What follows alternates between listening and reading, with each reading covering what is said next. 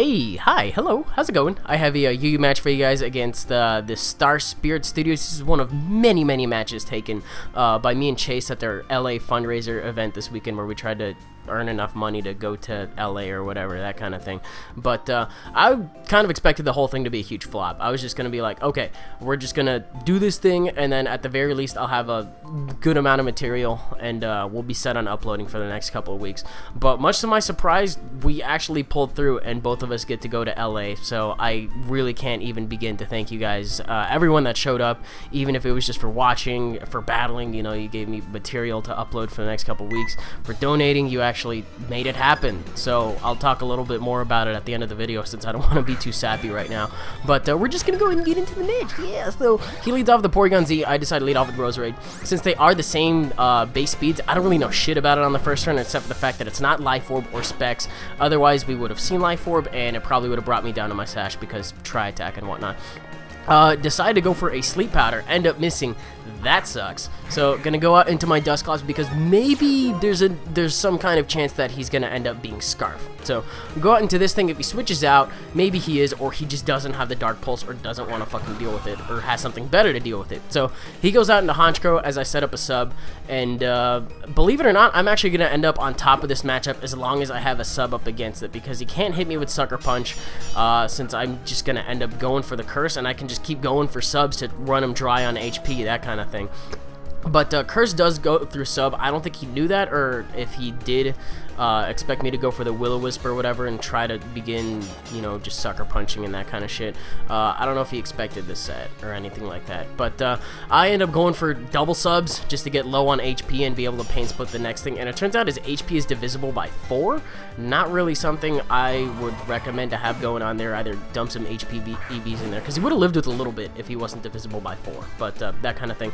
And Blastoise ends up coming in, goes for a Toxic on the sub. I don't really understand why Blastoise is in here in the first place if it doesn't have Roar. I was kind of expecting to just pain split, and then he was going to phase me out and that kind of thing. But either he wasn't paying attention, or I don't know. But because he tries to go for a Toxic twice on my sub, I really don't have an explanation for that. But I was just like, hey, pay attention to the match. You can't status subs. So, we got that, and he ends up going for a Scald. I don't believe it's going to break the sub just because my sub has no prior damage, and this thing just takes hits so fucking well. Get 2 Nightshades off, and I think he tries to go for a Dragon Tail on this turn.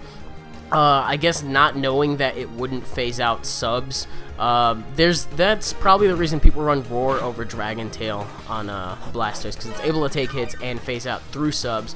But since he does have Dragon Tail, it's not tauntable, but it still doesn't do enough damage to break my sub. I would have gone for Scald right there anyways, because he is in Torrent range, and he just would have been able to break it and then hit me with T-Bolt. I probably would have pain split again regardless. I think I ended up going for a sub just to scout out, see if he was choice or anything like that, if he was going to try switching up moves. I don't know, but end up going for another sub, and he goes for another T-Bolt. Still doesn't really tell me shit at this point because I haven't done any damage to him. But I'm gonna go for a pain split just to see if he gets some lefties back, or I haven't seen Life Orb, and I don't see lefties right now, so maybe choice, that kind of thing. But decide to go into Roserade, and that's basically gonna be death fodder, because I'm not at the rank where I can live a T-Bolt, because I'm not invested defensively or anything like that. I knew it was gonna be death fodder bringing it in, so that's fine. Bring in Machamp. Machamp is a Scarf Machamp, in case you didn't notice by the base speed difference whole thing right there. But the idea is to bring it in on a predicted Will-O-Wisp, or if Toxic Spikes are set up, just bring it in, get its Guts activated as opposed to its No Guard, which is why you saw Super Power instead of Dynamic Punch on that one. Just because I always wanted to try the idea of a Guts Machamp, because ordinarily Machamp would switch out on status. You switch this Machamp in on status. But speaking of status, every fucking time somebody went for Sludge Bomb on the stream, it poisoned. Unless I was behind a sub. I feel like I saw Sludge Bomb like 3 or 4 times, and every fucking time it poisoned. It was crazy. But I think Sludge Bomb has the same percent to poison as Scald anyway, so why am I so fucking surprised about that? But brings in Porygon Z after that, I guess not wanting to take a Flare Blitz. It turns out I am a defensive Arcanine, as you can notice by my HP. I'm not sure if he was paying attention to the stream or not, but when you look at the stream, you can see my HP amounts and stuff like that, so you know whether or not I'm a bulky spread or not. So, that kind of thing. But Goes for a tri-attack. I am not especially defensive at all, and I was like, okay, I'm just going to go ahead and stay in and see what he locks himself in on and see how much it does. It does way too much. Oh my fucking lord. I'm just going to get out of there. That's not a good idea. Going to want to save it for Roserade 2, just because if he wants to go for Sleep Powder, I can switch this thing in. If he goes for Giga Drain, I can switch this thing in. It's a pretty good switch into Roserade as long as he doesn't predict it and go for the Sludge Bomb. But we got that. So, still thinking it's choiced, and him switching out immediately after kind of confirms that fact. So I get a free sub as he brings in Cobalion, and Cobalion can't really do much to me as long as I'm behind a sub.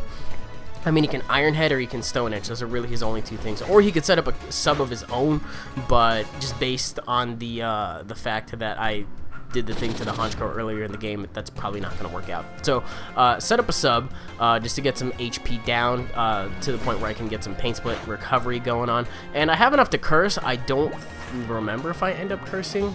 I'm pretty sure I just end up going for sub again, because if he's going for Stone Edge, that's probably the only thing he has to hit me. And he's going to run out of Stone Edges soon. If he's not PP max, he only gets 3. If he is PP max, he only gets 4. And then at that point, he's going to lose his stuff to hit my Arcanine reliably. So he decides to switch it out, I guess probably deciding that that was a losing matchup. T-Bolt doesn't even break my sub. So that's pretty awesome. Get some HP back from Pain Split too, and he's realizing that this is not working out, that this Dusclops is just muscling its way through his team as long as I have a sub. Then Roserade comes in. I haven't seen too much of the set on this thing other than Sludge Bomb. So I see Giga Drain. I'm assuming Sleep Powder too, but I'm going to go ahead and Pain Split just to get a little bit of HP back. And turns out I'm almost back up to full, you know, especially from where I was earlier in the game against Honchkrow. I love that set so much because it works really well because of how slow it is. So bring in Arcanine again, expecting a Giga Drain or a Sleep Powder like I previously mentioned.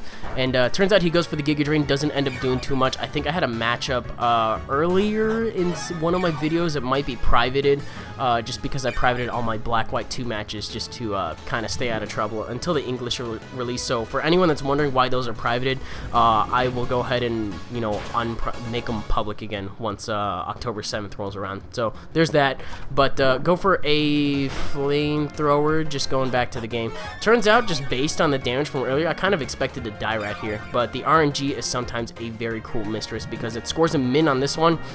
And looking at the amount of HP he got back, I could probably end up being in the same boat, but I'm not. So he loses his Roserade, and I lose my Arcanine in the same turn, as opposed to me just losing my Arcanine. So double down is better than a just a single down of myself. I knew I was going to end up dying in this matchup, but whether or not I could take him out too, that was kind of a thing. So bringing my Weavile at this point, I switch this thing up to be a Choice Banded one for those of you guys that are familiar with this thing. But he could have gone for a Tri-Attack, but I guess he goes for a T-Bolt, expecting my Dusclops to come in, you know, damned if you do, damned if you don't kind of thing. But because he goes for an unstabbed T-Bolt, I'm going to be able to take that despite Weavile being really shitty on the defensive side. I take it, I don't get paralyzed, and this is Choice Banded, and Blastoise is kind of fat, so from that range of HP, I'm going to be able to take out the Porygon Z, just because it's super effective, be able to take out the Blastoise. I don't know if that crit mattered, to be honest, but Cobalion seems kind of heavy, and that is super effective, and I'm faster, and at the range of HP, I kind of feel like I got this in the bag. So Weavile playing a little bit of cleanup. I was kind of scared of bringing a Choice Banded Weavile to a match with the Cobalion, but it turns out that Dusclops just really helped out in this game. I didn't even end up having to use my Zapdos, or yeah, I didn't even bring in my Zapdos. I think it was a Life Orb one. Anyways, that's gonna do it for this game. I really hope you guys enjoyed it. If you did, you are welcome to leave a like, rating, comment, subscribe to your thing.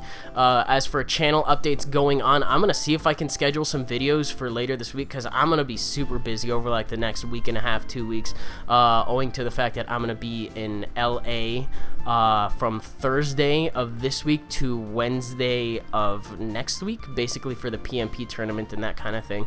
And at least I got Battle Network 3, which starts tonight. TCGO will be back up sometime this week too, so as soon as I can, I will definitely get videos out of that, and I have a lot of battles lined up. I'm not sure how concrete my schedule is going to be, but I'm at the very least going to try to get 3 battle videos out to you guys. And I got vlogging coming up for that event, and just vlogging in general. Not too much vlogging in general, though. I don't want to make this like a pure vlog channel. Anyways, that'll probably do it for channel updates and the video. So we got that, and I will see you guys next time.